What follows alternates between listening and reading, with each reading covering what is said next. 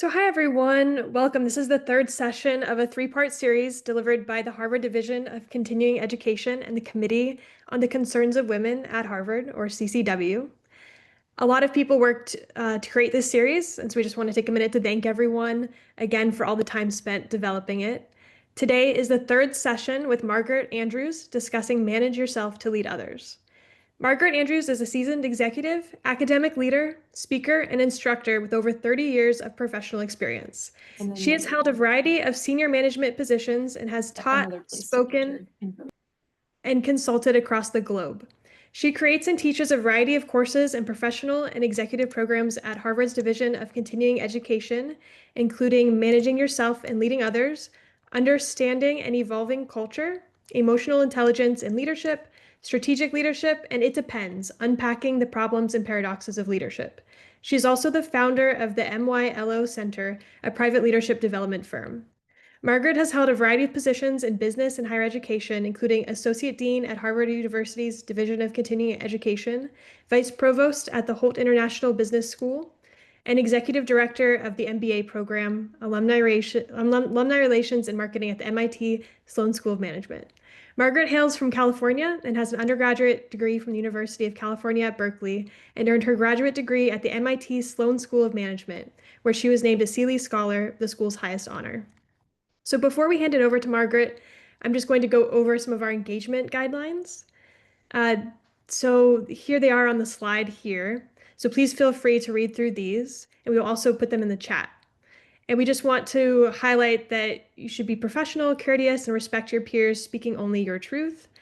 And please remember to mute yourself when you're not speaking, and you can have your video on or off. This will be a recorded session. And during the session, we ask that you engage using the chat.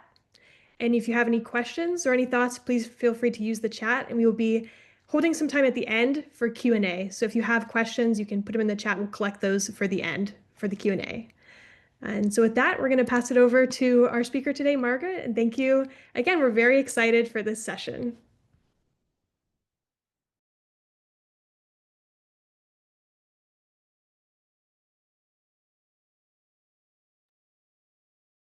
Oh, you're muted, Margaret. I think that's the most common thing said on Zoom these days is that you're muted. So here we go.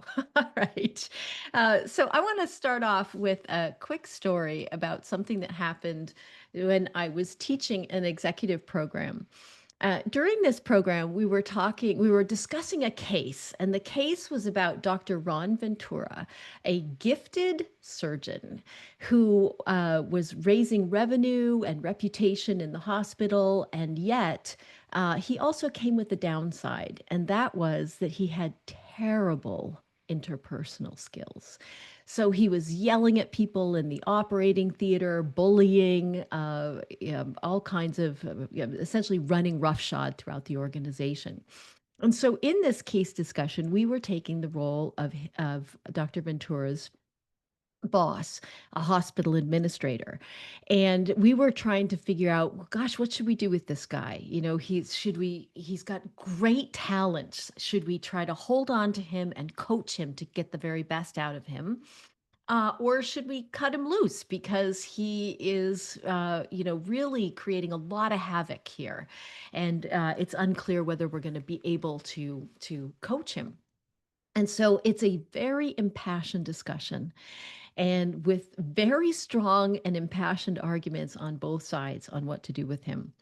And just as we are closing the discussion and wrapping it up, I notice that there's a hand raised in the back of the room, and it's James. And it's the first time that James has spoken in the entire 2 days that we've been together. So, of course, I call on him. And what does James say? He says, "I'm Dr. Ventura." And just like you see in the movies, everybody turned around to look at him in the back of the room at the same time. Then he, of course, realizes what he just says, and he laughs and says, "Oh, I'm not the real Dr. Ventura." But he said, "I'm an engineer, not a surgeon." But he said pretty much everything else that is written in that case could have been written about me. And so I will say it's probably the bravest thing that I've ever heard said in a classroom. And he continued and he said, that's actually why I'm here in this program. He said, I was recently passed over for a promotion. And he said, if I don't fix this, I'm likely to be fired. And he was the most popular person to talk to at the break because I think his words resonated with pretty much everybody in the room. And I will say they resonated with me too. And the reason for that is because I've had my own James moment in my career. And that happened many years ago when I had a lot of success in an organization and had a great relationship with my boss. And that boss left and a new one came on. And let's just say that we didn't gel as well as I had with my first boss. And at one point, this boss told me in a meeting, he said, "You're not very self aware." And it was said in a way that was not, "Let me help you, let me guide you toward the light." It was said in a way as if he was saying, "You're broken and you can't be fixed." And as you might imagine, I was pretty taken aback by this and was just feeling a whole host of emotions, defensiveness, confusion, anger, all kinds of things. And so when that all settled, of course, the discussion went on a little bit longer. But when that all settled and I sort of could think a little bit more clearly, I realized that actually this boss was right. That was the worst part of the story. That it turned out I had very strong strategic and operational skills, but my interpersonal skills were underperforming, let's say. There were some people on my team that I might have said were kind of afraid of me. They were anxious. Not all of them, but some. And certainly my relationship with my boss was underperforming. And this was not something I wanted or tried for, but I realized that, yeah, but this is the result. This is the result that I have created. And I didn't want that to be the case.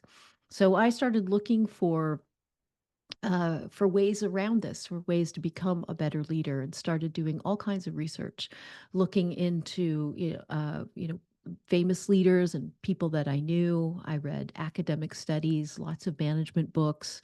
I looked in psychology and sociology and theology. What I found first was that roughly half of all leaders are somewhere along the continuum between ineffective and toxic. That is based on a couple of different meta studies of all kind of research on leadership, and it turns out that the number converges quite nicely on roughly a half of leaders that are between ineffective and toxic. And further research showed that about 70% of us will work with one of these managers during our career, a very bad manager, and that 30% of us will have more than one of them. So this is not a good thing. So this was my first finding. And what I found was that there are some common themes on these leaders. Some of them that were on the lower end of the spectrum, shall we say? And so it turns out that some of the traits or attributes of people like this is that they tend to be easily stressed, easily angered. They have a limited emotional vocabulary, right? They're either really angry or they're happy or they're sad, but they don't have a lot of nuance in that language for what their emotions, the emotions that they're feeling. They oftentimes have difficulty in asserting themselves. And this means that they swing sometimes from passive, hoping that you'll pick up on what they want, to aggressive. And that is really pushing what they want. Whereas assertiveness is where we are vocal about what we want while also taking into consideration what other people want. So people that were on the lower end of the spectrum tended to have difficulty in asserting themselves. They tended to be often argumentative. They wanted to be right. Very oftentimes to be right about big things and small things and everything in between, often at the to the detriment of the relationship. These folks often don't own their mistakes. They blame others.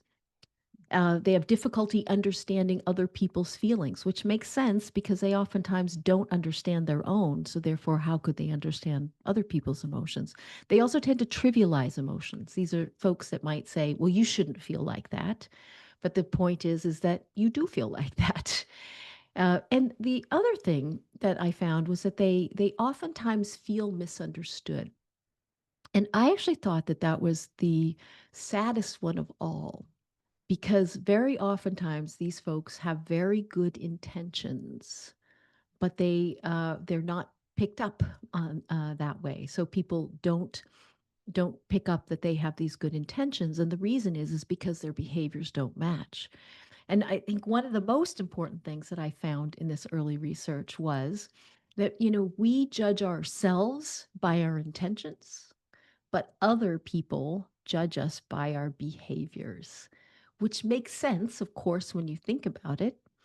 And it also gave me a lot of empathy for people that had managed me in the past, some of them that I would probably put on the not so good list, that they probably also had very good intentions, but perhaps their behaviors didn't match. And I would classify them as not a very good boss.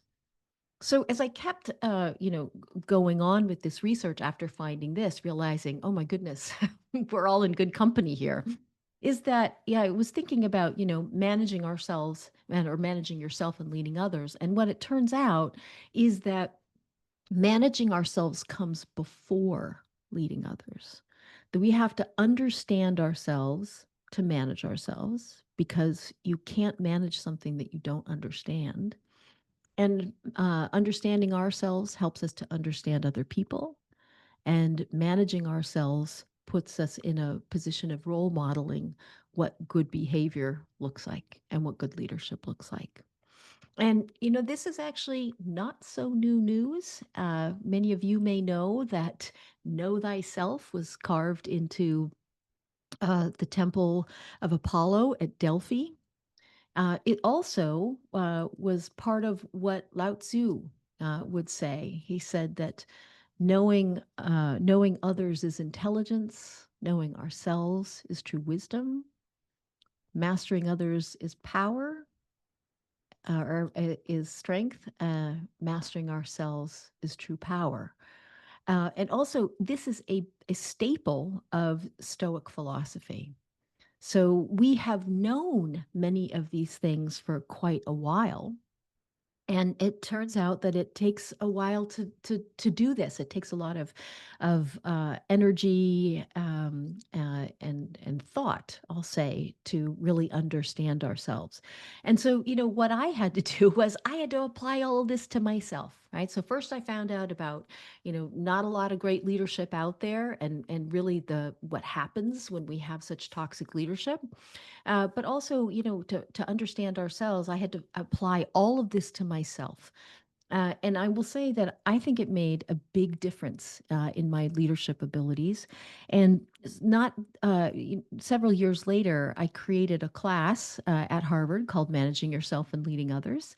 And it's been pretty popular. I think it has a wait list pretty much every time that it's been offered. And then later, we created a 2-day professional program out of it. And it's been the most popular one offered through the Harvard professional and executive education programs. So I think I'm on to something here. Now, many of you, well, actually, let me just say another thing is that, we actually do know a lot about leadership, but what's interesting is that I would say it really takes all types. So if you look at these 10 leaders, these may be, 10 leaders that you know or don't know. And what's interesting about them is that they're extremely different individuals. Some of them might be known as more empathetic, while others more hard nosed. Some of them have devoted themselves to the arts, or to pushing the scientific frontier, or to finance or business. And you would probably say that, what they have in common is that we would call them all leaders. and that they are probably above average in intelligence. But beyond that, there really isn't much that they have in common. Some of them are introverts, some of them are extroverts. As I say, some of them are more empathetic, some more hard nosed. They applied it very differently. And that is the point, is that there is no single right way to be a leader. There is no single right personality or background. That really leadership means being fit for context. So, for example, Gene Kranz, who was flight commander for the Apollo 13 when they had an explosion in space, might not be so good at running a newspaper or a magazine, or Oprah, may not be so great at running the Central European Bank, and vice versa. So the thing is that it really does take all types, including your type. And the point is that do we understand what we're all about? And so I know that many of you were part of the last CCW presentation by Laura Wilcox. And so you all may remember doing the best boss exercise. And if those of you just need a reminder or perhaps hadn't been part of it, what this is that Laura asked you about your best boss, and who was it, and why were they your best boss. And it turns out that there tend to be the reasons for somebody being your top boss, especially your top three reasons, tend to fall into three different buckets. And the first one is IQ. And this is the idea that someone was just very, very smart, really high IQ. The second bucket is around uh, functional and technical skills. And this is perhaps that they were really good at data analysis or search engine optimization or whatever it is that they're doing as part of their job. And then that third area is around interpersonal skills. And these are things that they cared about you. They were good listeners, they delegated effectively, etc. And what's interesting is that yesterday I was over at MIT and I was doing a presentation and a workshop for a group of leaders at MIT. These are cross-campus, cross-academic units, and we did this, and it turned out that probably closer to 90% of the reasons that came out of the top three were in the interpersonal skills bucket. And somebody asked a great question. They said, I wonder if this would be different, if the results would have been different had this been a room full of faculty. And it turned out that I had done the same exercise with a group of faculty in the sciences at Harvard probably about 5 or 6 weeks ago. And it turned out that their results were even more skewed toward interpersonal skills. So because a lot of people thought that, oh, because in academia, perhaps it's going to be much higher on the IQ. And it turned out, but that might make us successful in our research, but it does not translate necessarily into being a great boss. So several years ago, I started collecting these. When we do it with Post-it notes, I would collect the Post-it notes after doing it. Or if it was online and we did it through chat, I would take it home and I would analyze it and see, how many responses were in these different buckets.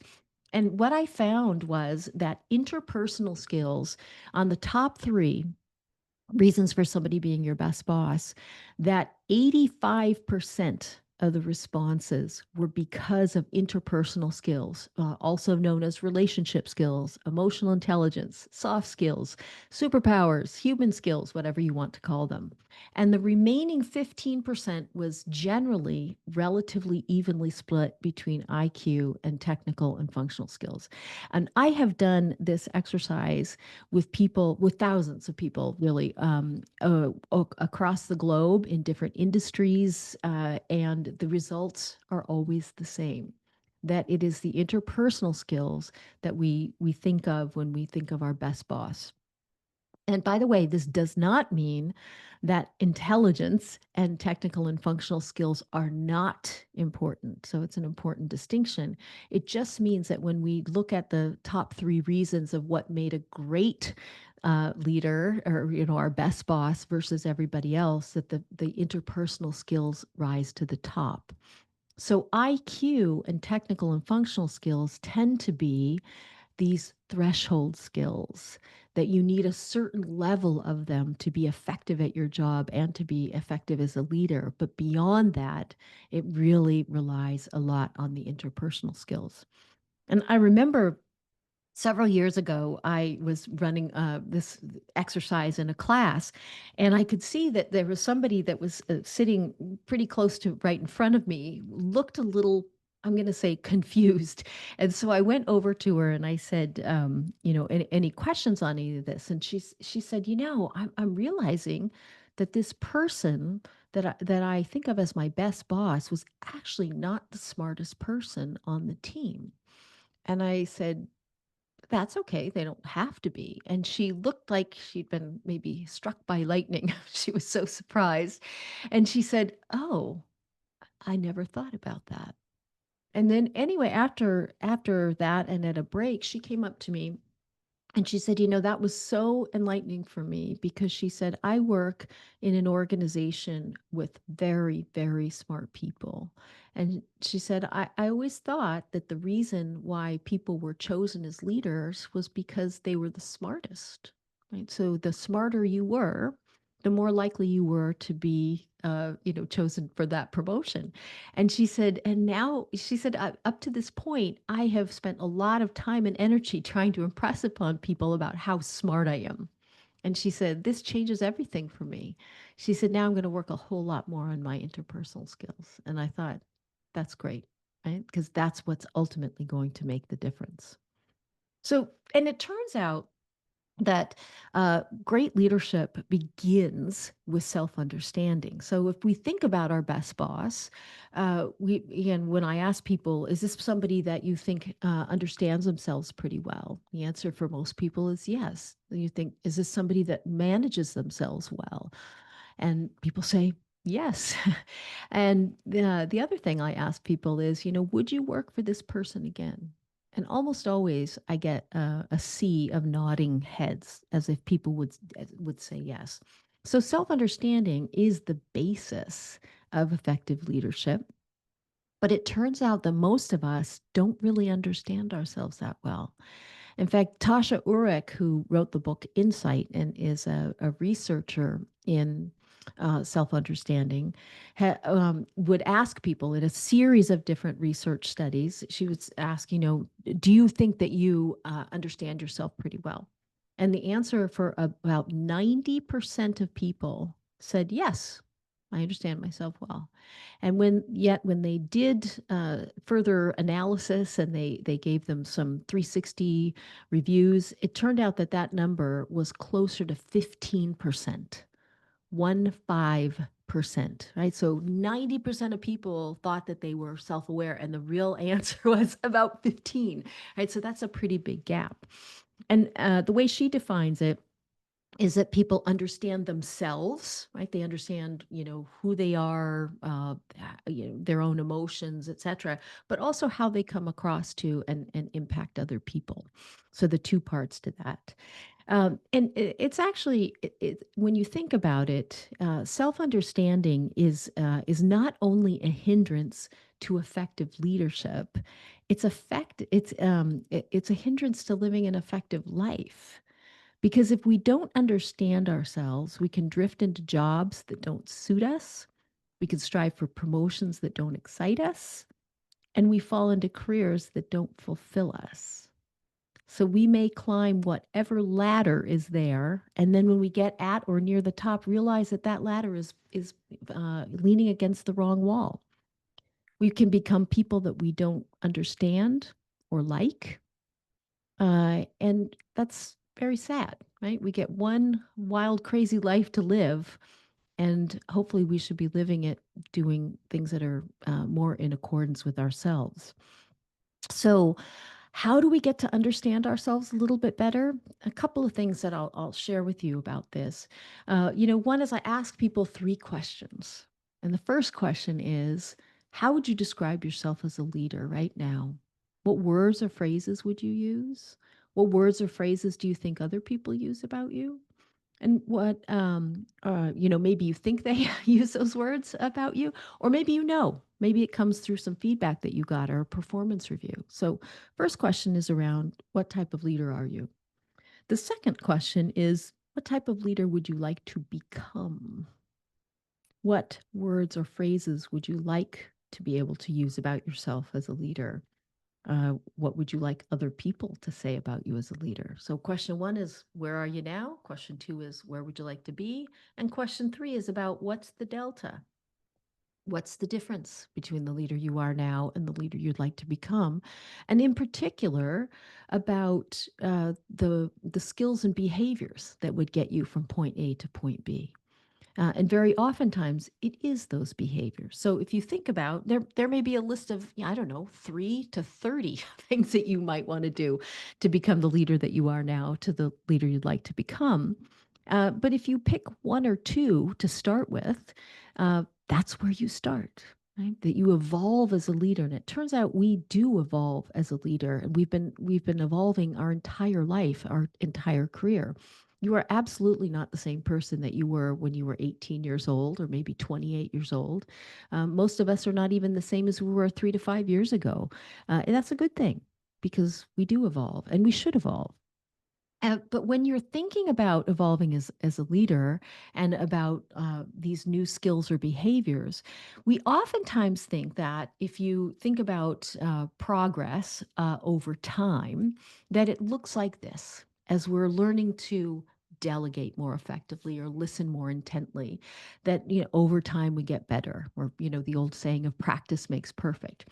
And while we do get better over time, it does not look like that. Learning a new skill or behavior is not linear in any sense. In fact, it looks a little bit more like this, like an S curve, where in the very beginning, we are not good at it at all.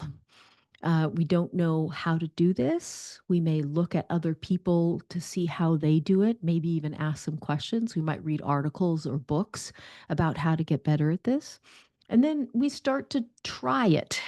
We put it together. We start practicing it, and we make mistakes. A lot of mistakes along the way. But then it starts to come together, and then we get better slowly and then quickly, and then we begin to level off, right? As we approach mastery of this. But then at that point, if you look along the y-axis, that if we want to get better, if we want to improve our performance, improve our results, we're not going to get there by continuing the same thing. So it calls for another S curve. And if you can see along the x-axis, what actually happens as we're launching a new S curve is that very often our performance goes down as we're learning this new skill or behavior. And that is just the way learning works. As we're learning something new, we're not good at it. And so sometimes our performance goes down. But for any high performing person, any drop in performance or results is usually something we try to avoid. And so, what happens a lot of times is that people will just say, well, this isn't working. This isn't me. I feel so inauthentic. And, hey, what's made me successful in my entire life is doing what I've been doing. So, therefore, I'm just going to go back to that.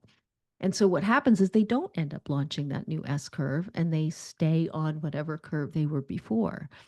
And while it's true that you don't have to develop a new skill, there is a saying that Marshall Goldsmith, who's a very famous executive coach, has that I think is perfect here.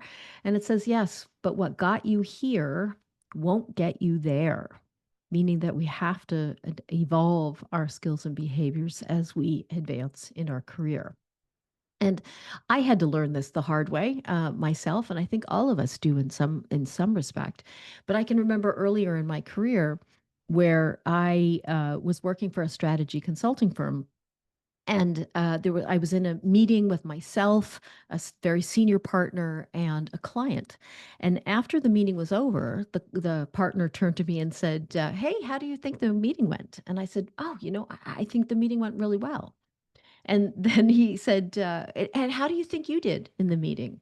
And I sort of hemmed and hawed because I really didn't know how to answer this question. And he looks at me and he says, "Right." He said, "You didn't say much in that meeting." And he said, "You should remember that this client is paying us a lot of money to help him solve a very difficult problem, and that this client will make up their mind about how much value you bring to this team and to solving this problem by what you say in meetings." He said, "You didn't say much in that meeting. So right now there's probably a question mark in his head about what value you bring to this team." So at this moment, of course, I'm feeling really awful because nobody wants to, have that question mark in somebody's head, or to disappoint a senior partner. But he was very helpful, and he said, I think you're an introvert, which I am." And he said, "So this is going to be a little bit harder for you, but let me give you a piece of advice." He said, "Before every meeting that you go into, think of 3 points that you might make about what we're going to discuss, and think about 3 questions that you might ask or pose around the topic that we're going to discuss. And then early on in the meeting, just launch into one of those things that you're going to mention or questions that you have." And by the way, this was excellent advice. However, I was on an S curve. And so I ruined the next 10 meetings because we would be talking about something and I would take it sideways. I would lob in a question and just pull the discussion in a completely different direction, because I was learning. And so, I would do that. I would start off and, pull the conversation in a completely different direction. And people would look at me like, "What was that?" Um, and then I'd be very embarrassed. So the next meeting, I'd say, "Well, I'm not going to do that again." So I would sort of sit on my hands, and then I would hear Hester ask my question, followed by Kira, making my comment. And I would just be so mad at myself, like, "Oh, you waited too long." So, it was kind of like a pendulum: too soon, too late, too soon, too late, until finally that pendulum landed right about where it needed to be. And I just became a lot more comfortable with it. But that was a very embarrassing uh, S curve to go through. So if you find yourself making a lot of mistakes as you're learning this new skill or behavior, that is absolutely normal. If you've ever learned a new instrument or learned a new language, there's no way that you would expect to, 2 weeks later, or 3 weeks later, or 2 months later, maybe, to go off and be proficient at this instrument or this language. So just keep in mind that when you're evolving this way and you're working on a new skill or behavior, it's just like learning a new behavioral language. So you are not going to be good at it yet. And the point is yet, right? You're going to have to keep at it. So, I asked you those 3 questions, and starting with what type of leader are you now? And of course, there's a lot behind that, really understanding ourselves as the individual that each one of us is. So I actually have 6 questions, and I won't go into them in detail, but I will tell you what they are. And these are 6 questions for self understanding to really help you understand yourself at a very different level. And the first question is a very big, broad, deep question. And that is, who and whose thinking has influenced you throughout your life? So that's, of course, a huge question.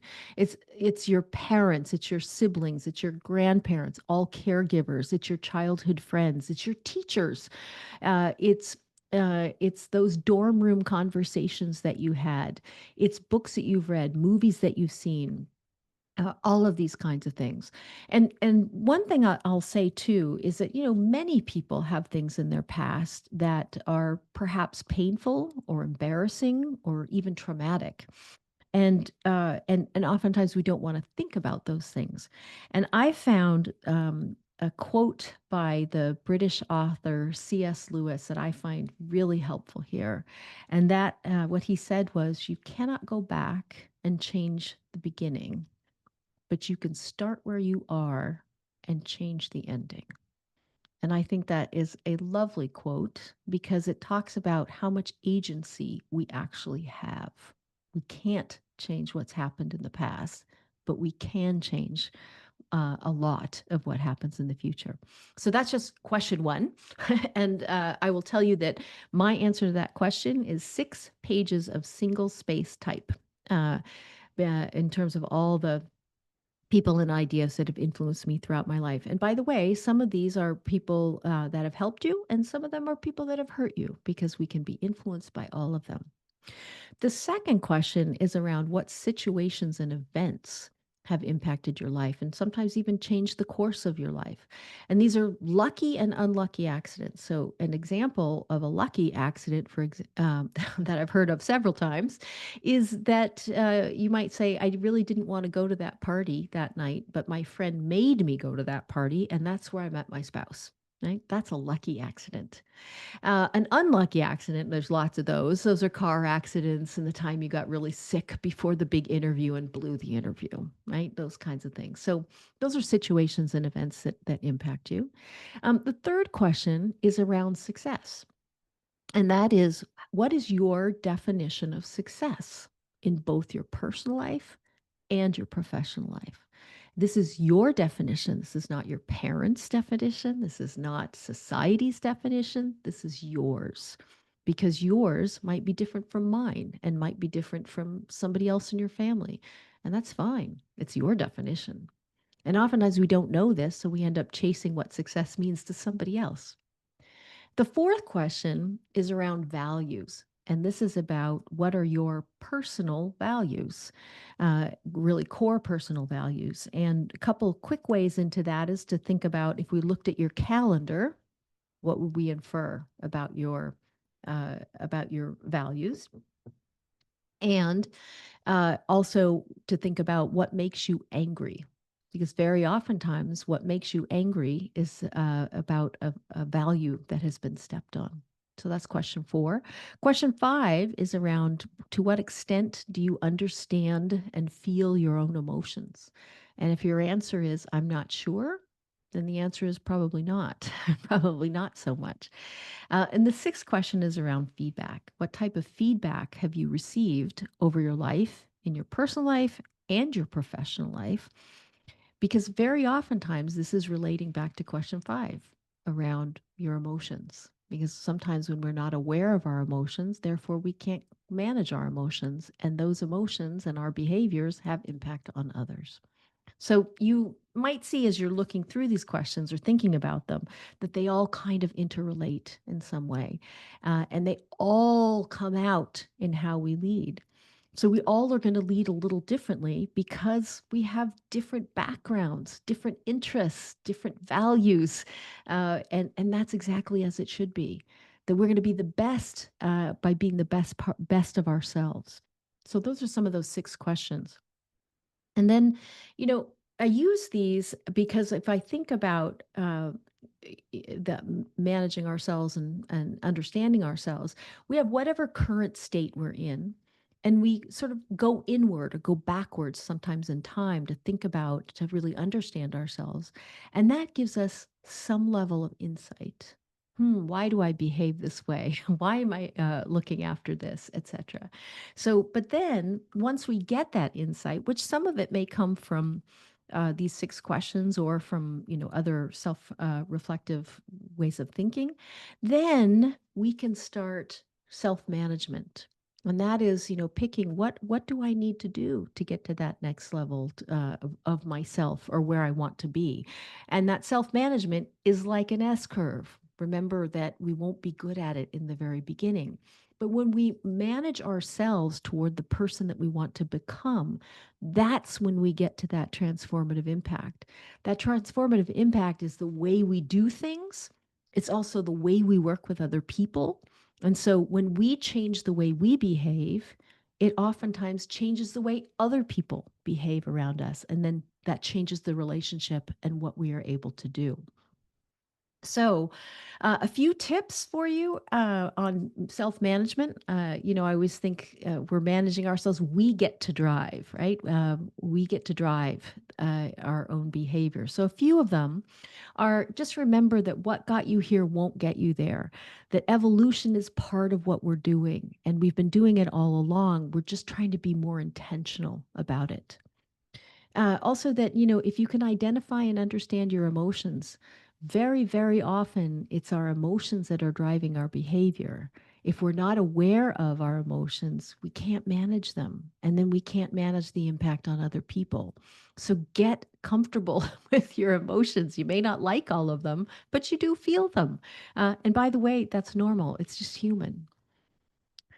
Also, understand your intentions. What are you trying to do? What behavior are you trying to develop or change, perhaps? If we set our intentions, we are more likely to be able to behave in that way, but just being aware of them and keeping that in mind.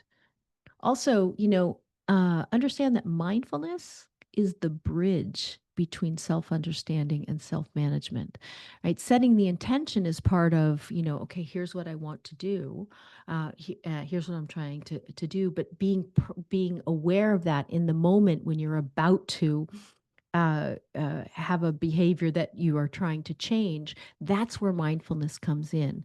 So, really, if we think about self management, it's really an intentional choice about replacing a habitual way of doing things or behaving with a one that will get us closer to our goal. Right. So it's really just being mindful really helps in this situation. Also, let people know. Let people know what you're working on. It's actually quite helpful. By the way, if you're trying to listen more effectively or delegate or any of the things that most of us have on that list, if you tell people you're working on this, they're going to be happy because they already know what you should be working on and they're glad you recognize it. So they're happy to help. Also, plan ahead. Think about, what gets in the way of this. If you're in a meeting with people often and you have certain reactions, then plan ahead for this. What might you do or say instead of how the normal way of behaving? Set yourself up for success.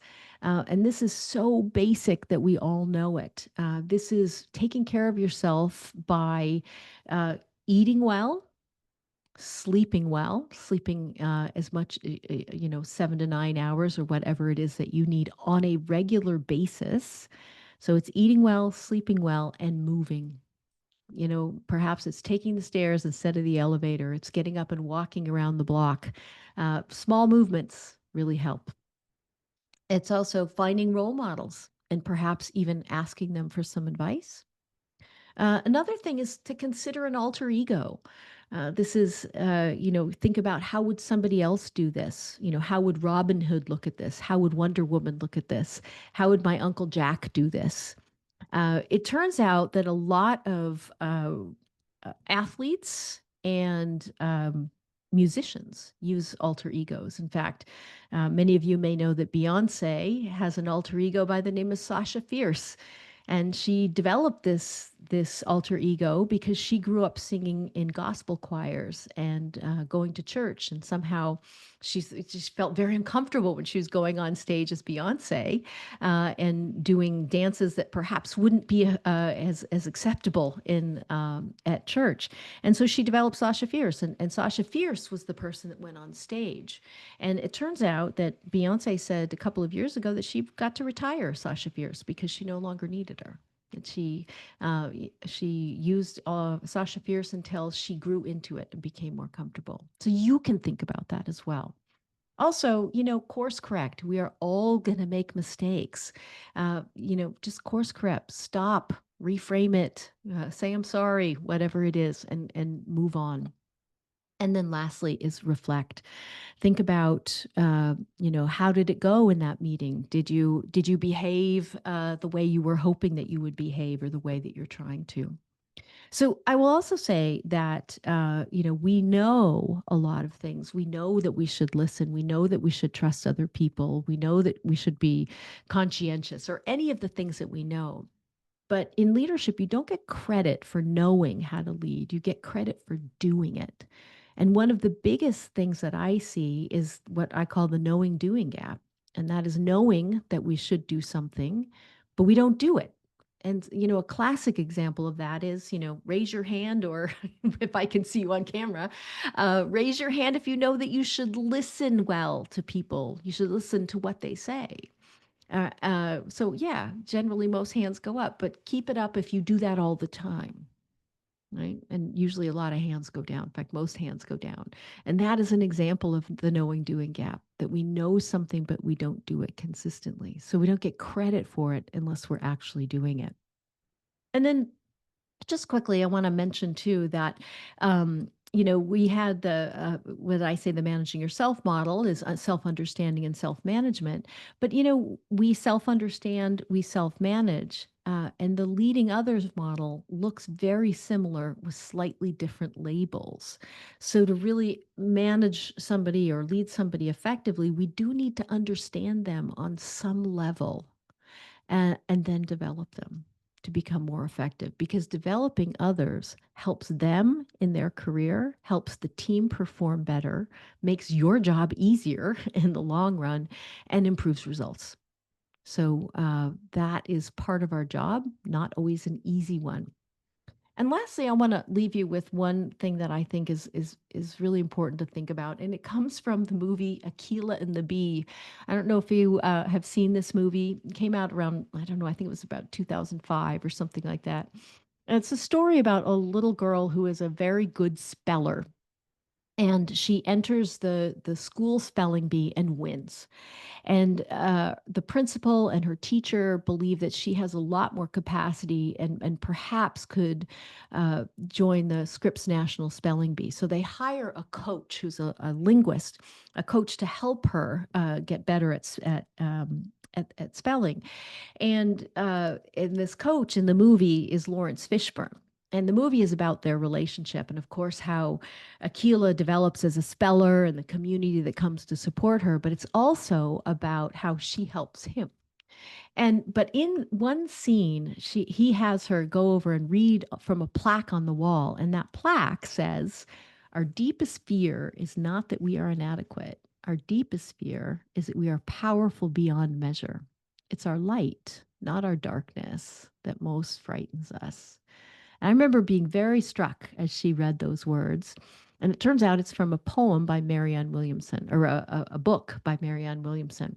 But it goes on, the quote goes on, and until it gets to what I think is the most important point in the whole passage, and I think is so applicable to leadership, and that is, your playing small does not serve the world.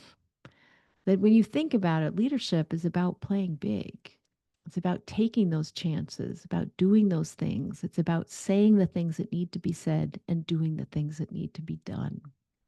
So I'll leave you with that, and I will turn it back over. So thank you all. Thank you, Margaret. This was fantastic. Great. It doesn't look like right now we have any questions in the chat, but does anyone else have a question now that they'd like to raise their hand and ask? I have a question, so I'll just come off mute because I know there's a lot of folks maybe can't see hands. Thank you, Margaret. This was incredible, and I'm going to try to vocalize my question very concisely, but I may struggle. I'm wondering if you can talk a little bit, given that this is was a session put on by the committee on the concerns of women, and most of the participants are women, about this kind of idea of gender bias and stereotypes when it comes to professional development, and thinking about how we're developing ourselves to be authentic to the individuals that we are, while also building professional skills. If that makes sense as a question. I think I'm still wrapping my head around it myself, but I appreciate whatever insights you could share. Yeah. So I think that that is, that's a huge question, of course, and so I'll answer it as succinctly as I can. And that is that leadership always has to be fit for purpose, right? And we talk about being authentic, but authenticity is also fit for purpose, and it's doing what needs to be done, and perhaps showing what needs to be shown.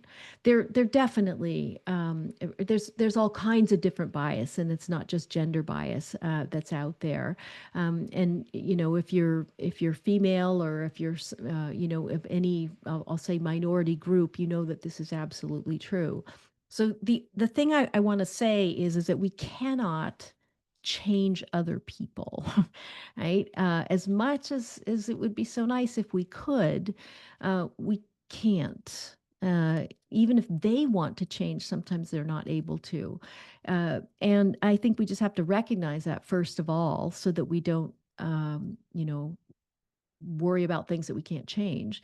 But what we can do is we can change our way of thinking, our way of performing, and not, as much as possible, and I say this, having had to go through this as well, is, to not let us get us down, is to kind of keep our eyes on the prize, and keep going. And that's not always a satisfactory answer, but we have to focus on the things that we can influence or that we can change. And the people that we can change are ourselves. And sometimes that means that we have to stand up and say, hey, can we talk about this? Would you have used those same words if you were talking to somebody else? And to call it out, in a way that people can hear, right? And sometimes it's by questions and our tone of voice. And there are also times when you say, is this the right place for me? And sometimes the answer is yes, and I'm going to work through this. And sometimes the answer is no. And there's no right or wrong answer there.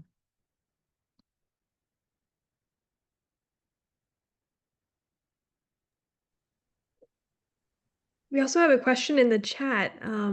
What advice do you have for those of us who struggle with navigating the gap between what you want to say to be authentic as an individual and determining what is it that needs to be said and done for situation and or relationship? That's a big one.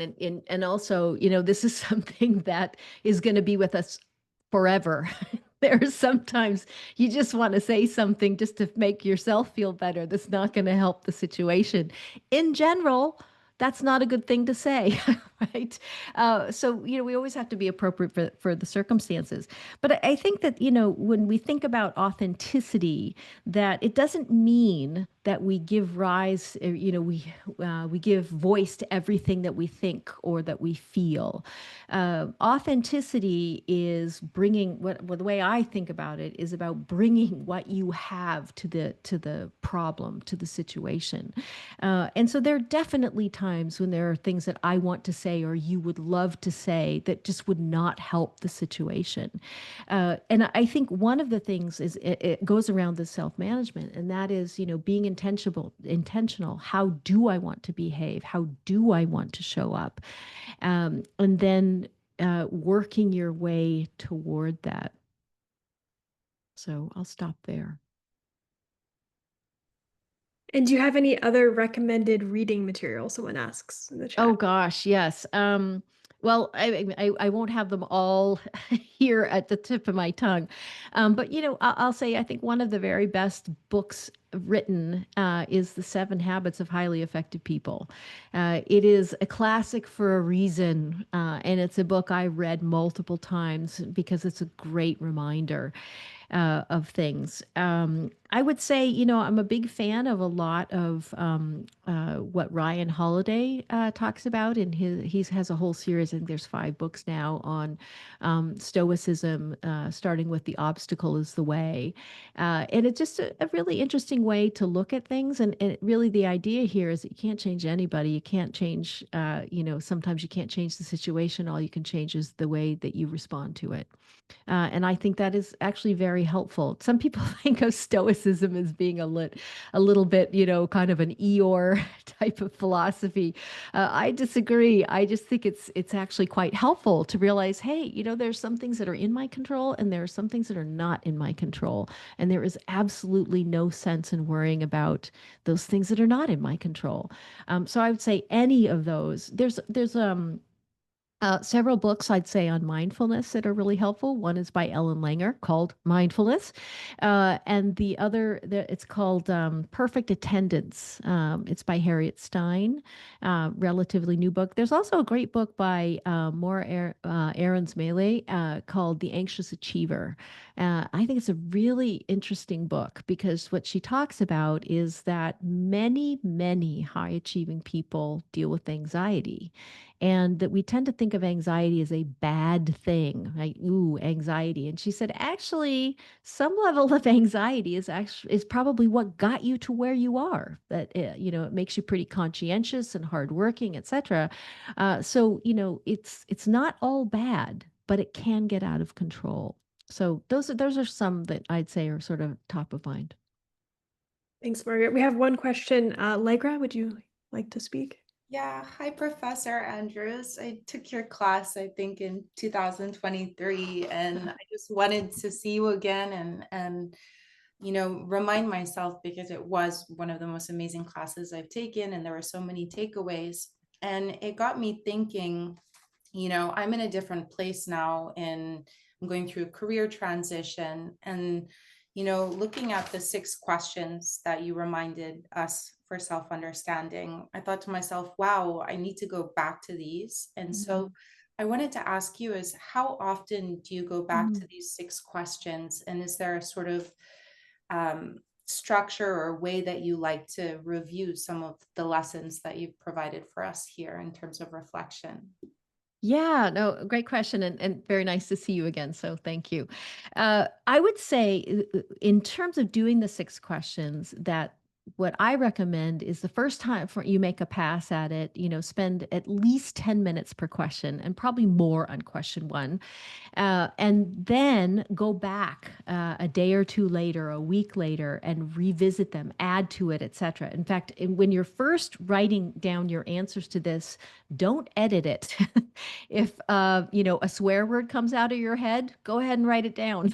Or right, you're not trying to edit. You're actually trying to get things out of your head and onto paper, and that's the important thing. You can always go back and revisit this later. So first of all, spend at least 10 minutes per question the first time. Go back a few days later. You will see things differently.